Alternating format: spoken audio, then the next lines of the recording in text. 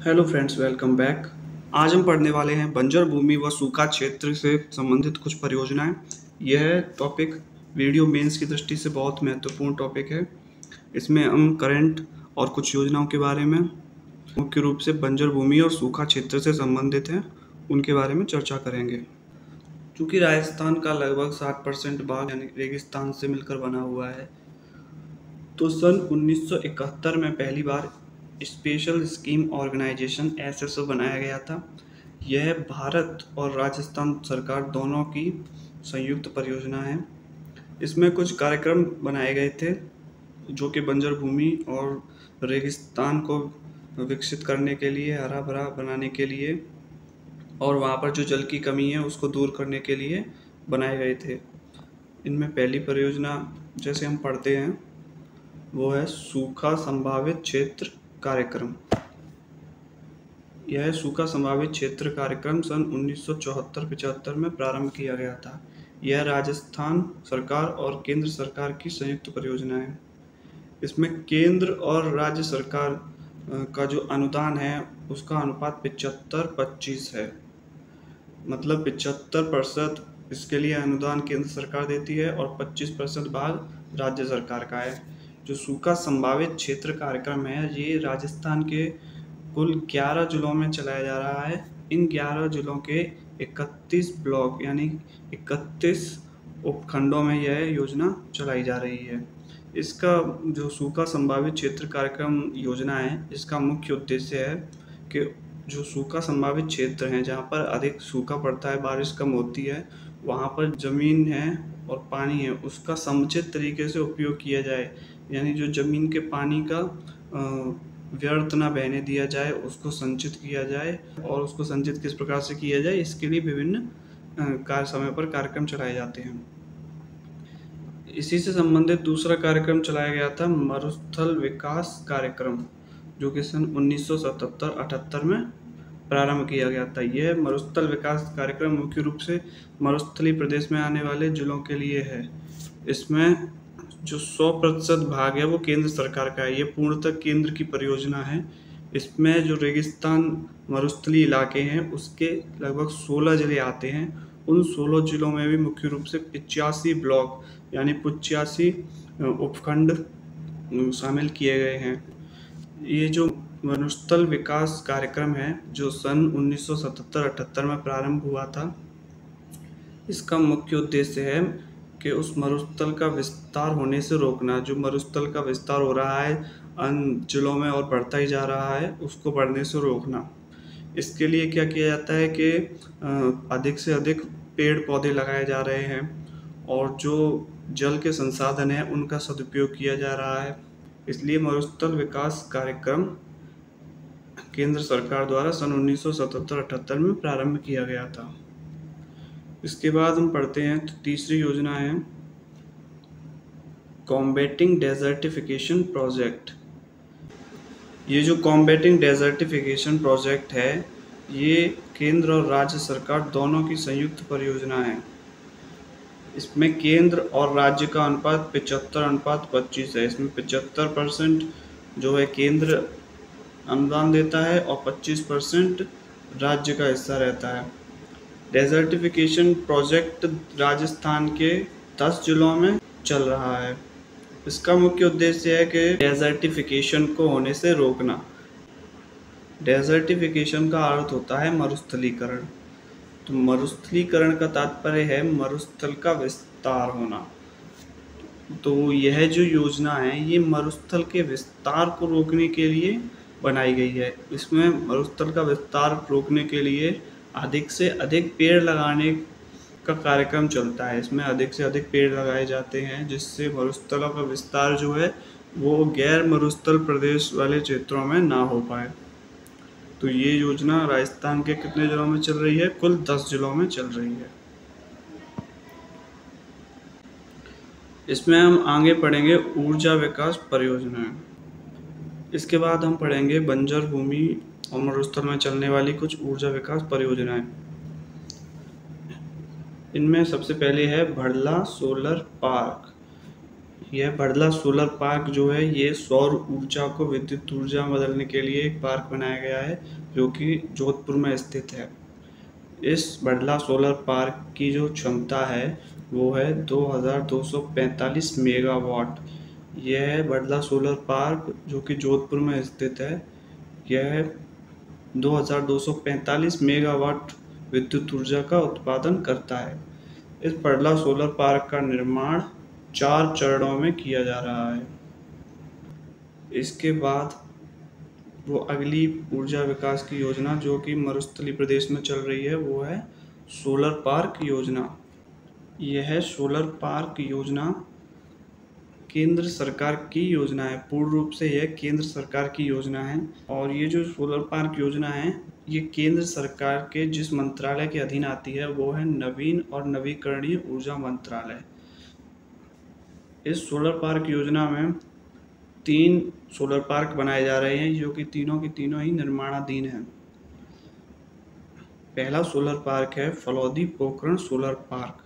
इस solar park की क्षमता है 750 मेगावाट और फलौदी पोखरण सोलर पार्क के निर्माता जो कंपनी है वो है मैसर्स एसएल सौर ऊर्जा कंपनी।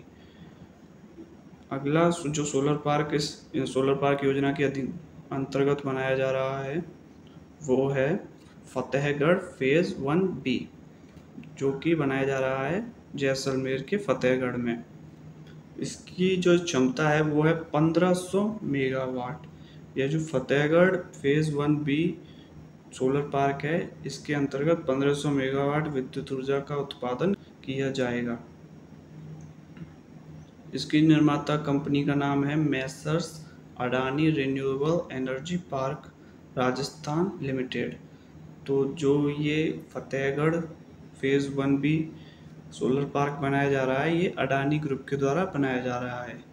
आपसे एग्ज़ाम में पूछा जा सकता है कि फतेहगढ़ फेज़ 1B के निर्माता कौन है या निर्माता कंपनी कौन सी है। इसके अंतर्गत अगला जो पार्क बनाया जा रहा है वो है नोखा सोलर पार्क जो कि जैसलमेर में बनाया जा रहा है।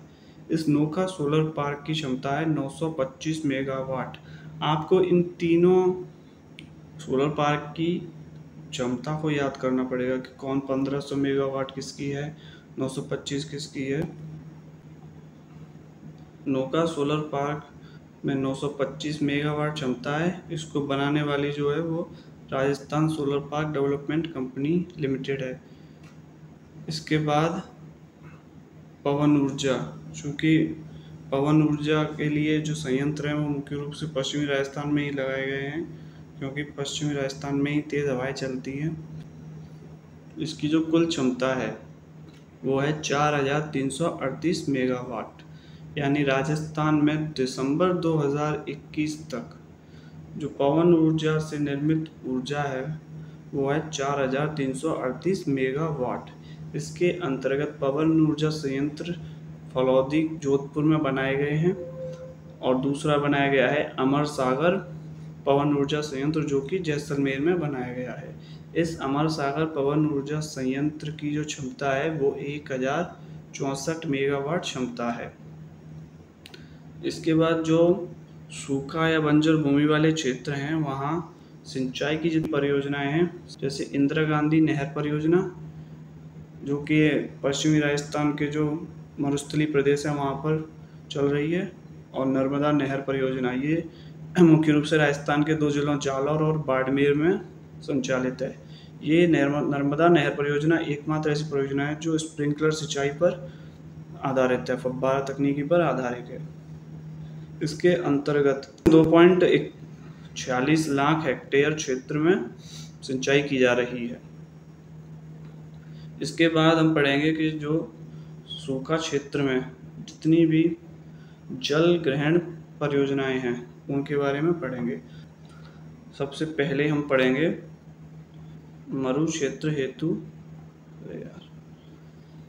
सबसे पहले हम पढ़ेंगे कि मरु क्षेत्र हेतु जल पुनर्गठन योजना जो कि मरुस्थली क्षेत्र में चलाई जा रही है। जल पुनर्गठन योजना ये जिस जिसके सहयोग से चलाई जा रही है वो है न्यू डेवलपमेंट बैंक। आपसे पूछा जा सकता है कि मरु क्षेत्र हेतु जो जल पुनर्गठन योजना है वो किसके सहयोग से चलाई जा रही है, तो न्यू डेवलपमेंट बैंक यहाँ पर सही उत्तर होगा। इसकी जो कुल लागत है वो है 3,291 करोड़। इसमें इंदिरा गांधी कैनाल प्रोजेक्ट के प्रथम चरण के पुनर्वास व पुनर्गठन हेतु कार्य किया जा रहा है। जो मरु क्षेत्र में बहने वाली इंदिरा गांधी नहर के पुनर्गठन हेतु उसकी जो मरम्मत कार्य हेतु कार्य किया जा रहा है। इस जल पुनर्गठन योजना के तहत जो लाभान्वित जिले हैं वो हैं श्रीगंगानगर, हनुमानगढ़, चूरू, नागौर, बीकानेर, जोधपुर, जैसलमेर, बाड़मेर, झुंझुनू और सीकर। इसमें से मुख्यतः मरुस्थलीय क्षेत्र वाले जिले ही सम्मिलित हैं। इसके बाद जो जल से संबंधित अगली योजना है वो है राजीव गांधी जल संचय योजना, जो कि मुख्य रूप से मरुस्थलीय क्षेत्र में चलाई जा रही है। इस योजना का प्रारंभ 20 अगस्त 2019 को किया गया था। ये जो योजना है इस रूप से भी महत्वपूर्ण है कि ये पूरे राजस्थान के सभी जिलों में चलाई जा रही है। इसका मुख्य उद्देश्य है जल का संग्रहण करना और उसके भू स्तर में वृद्धि करना। इसके बाद हम पढ़ेंगे वन क्षेत्र के विकास की कुछ परियोजनाएं, जिसमें अरावली वृक्षारोपण परियोजना, अरावली वृक्षारोपण योजना। ये अरावली वृक्षारोपण योजना अरावली के जो 10 जिले अरावली के अंतर्गत आने वाले 10 जिलों में संचालित की जा रही है। इस अरावली वृक्षारोपण योजना का संचालन जिसकी सहयोग से की जा रहा है वो है OECF कंपनी, जो कि जापान की है। अरावली वृक्षारोपण योजना 2 चरणों में पूरी की गई। प्रथम चरण था 1992 से 1997 तक और द्वितीय चरण था 1997 से 2002 तक। इसमें अरावली क्षेत्र में वनों में पौधारोपण का कार्य किया गया था और वहाँ की जो सूखी और बंजर जमीन है उसके पानी संग्रहण के लिए कार्यक्रम संचालित किए गए थे। इसके बाद जो अगली योजना हम पढ़ेंगे वो है मरुस्थल वृक्षारोपण परियोजना, जो कि सन 1978 में प्रारंभ की गई। यह मरुस्थल वृक्षारोपण परियोजना 16 जिलों के 85 ब्लॉक में संचालित की जा रही है। इस मरुस्थल वृक्षारोपण परियोजना का मुख्य उद्देश्य है मरुस्थल के प्रसार को रोकना। ये जो मरुस्थल वृक्षारोपण परियोजना है यह केंद्र और राज्य सरकार दोनों की संयुक्त परियोजना है। इसमें केंद्र और राज्य का हिस्सा 75:25 है। इसके बाद राजस्थान वानिकी एवं जैव विविधता परियोजना, ये बहुत महत्वपूर्ण परियोजना है। इसका जो प्रथम चरण था वो 2003 से 2010 तक संचालित हुआ। यह परियोजना जो राजस्थान वानिकी और जैव विविधता परियोजना है इसका संचालन Japan bank for international cooperation JBIC के सहयोग से किया गया। राजस्थान वानिकी और जैव विविधता परियोजना राजस्थान के कुल 18 जिलों में संचालित की जा रही है, जिसमें अरावली पर्वतमाला के जिले और मरुस्थलीय प्रदेश के भी जिले शामिल हैं। इसका द्वितीय चरण था वो 2011 से 2021 तक संचालित हुआ। यह द्वितीय चरण जिसके सहयोग से किया गया था वो थे जापान इंटरनेशनल कोऑपरेशन एजेंसी यानी JICA के सहयोग से द्वितीय चरण संचालित किया गया था। तो प्रथम चरण चला था 2003 से 2010 तक और द्वितीय चरण चला 2011 से 2021 तक। प्रथम चरण का सहयोग किया था Japan bank for international cooperation ने और द्वितीय चरण का सहयोग किया जापान इंटरनेशनल कोऑपरेशन एजेंसी ने। जो द्वितीय चरण था वो मुख्यतः निम्न जिलों में संचालित किया गया था, जिसमें बांसवाड़ा, डूंगरपुर, भीलवाड़ा, सिरोही और जयपुर थे। इनके साथ साथ जो 10 मरुस्थलीय जिले थे वो थे सीकर, झुंझुनू, चूरू, जालौर, बाड़मेर, जोधपुर, पाली, नागौर, जैसलमेर, बीकानेर। इन जिलों के अलावा 7 वन्य जीव संरक्षित क्षेत्र को भी इसमें शामिल किया गया था। ये सारे जिले दूसरे चरण में इन जिलों में संचालित की गई थी। इसका क्रियान्वयन राजस्थान वानिकी एवं जैव विविधता संरक्षण सोसाइटी द्वारा किया गया था। इस सोसाइटी द्वारा संचालित करने के लिए इस सोसाइटी का जो गठन है वो किया गया था 8 मार्च 2011 को, यानी 2011 के महिला दिवस के दिन राजस्थान वानिकी एवं जैव विविधता संरक्षण सोसाइटी का गठन किया गया था, जो कि किसे संचालित कर रही है, राजस्थान वानिकी एवं जैव विविधता परियोजना को। इस परियोजना के लिए इसकी एक सोसाइटी बना दी गई थी। इसके बाद हम कुछ परियोजनाएं पढ़ेंगे और ये जानेंगे कि वो योजना है वो किसके सहयोग से चलाई जा रही है। तो राजस्थान वानिकी एवं जैव विविधता परियोजना जो हमने अभी पढ़ी थी, ये चलाई जा रही है जापान के सहयोग से, जापान की कंपनियों के सहयोग से। एक और परियोजना है जो नागौर में संचालित की जा रही है। ये मुख्यतः ये पानी में फ्लोराइड की मात्रा को कम करने के लिए और पानी को शुद्ध बनाने के लिए संचालित की जा रही है। इस परियोजना का नाम है राजस्थान ग्रामीण जलापूर्ति व फ्लोरोसिस निराकरण परियोजना। ये जो परियोजना है ये सन 2013 से और 2022 तक संचालित की गई थी। ये किसके सहयोग से संचालित की गई थी? ये JICA जापान, यानी जापान इंटरनेशनल कॉरपोरेशन एजेंसी के सहयोग से की गई थी। इसके बाद जो परियोजना है वो है ग्रीन एनर्जी कॉरिडोर परियोजना। ग्रीन एनर्जी कॉरिडोर परियोजना के अंतर्गत अंतर्राज्य विद्युत प्रसारण तंत्र, ये परियोजना जो पश्चिमी राजस्थान के मरुस्थलीय प्रदेश हैं उनमें विद्युत के प्रसारण तंत्र बनाने के लिए की गई थी। इसमें ग्रीन एनर्जी द्वारा विद्युत बनाई जाती है। ग्रीन एनर्जी जैसे पवन ऊर्जा और सौर ऊर्जा, इनके द्वारा विद्युत का निर्माण किया जाता है। यह योजना संचालित की गई थी वर्ष 2015 से 2021 तक। और ये राजस्थान के जिन जिलों में संचालित की गई थी वो राजस्थान के पश्चिमी जिले थे, जैसे जैसलमेर, बाड़मेर, बीकानेर और जोधपुर। इसमें पवन और सौर ऊर्जा का पश्चिमी राजस्थान में उपयोग किया जाता है और उससे विद्युत निर्माण किया जाता है। ये जो ग्रीन एनर्जी कॉरिडोर परियोजना है, ये जिस देश की जिस कंपनी के द्वारा संचालित की गई थी वो है, जिसके सहयोग से संचालित की गई थी वो है KfW, जो कि जर्मनी की कंपनी है। तो ग्रीन एनर्जी कॉरिडोर परियोजना जिसके अंतर्गत अंतर्राज्य विद्युत प्रसारण तंत्र बनाया गया, ये जिसके सहयोग से संचालित की गई वो है KfW जर्मनी। इसके बाद है रेगिस्तान में जल क्षेत्र पुनर्गठन योजना, जो कि हमने अभी पढ़ी थी थोड़ी देर पहले। ये किसके सहयोग से संचालित की जा रही है? न्यू डेवलपमेंट बैंक के सहयोग से। उसके बाद राजस्थान ग्रामीण जलापूर्ति व फ्लोरोसिस निराकरण परियोजना, जो किसके सहयोग से संचालित की जा रही है? JICA जापान के सहयोग से। इसके अंतर्गत जो जिले हैं वो हैं झुंझुनू और बाड़मेर।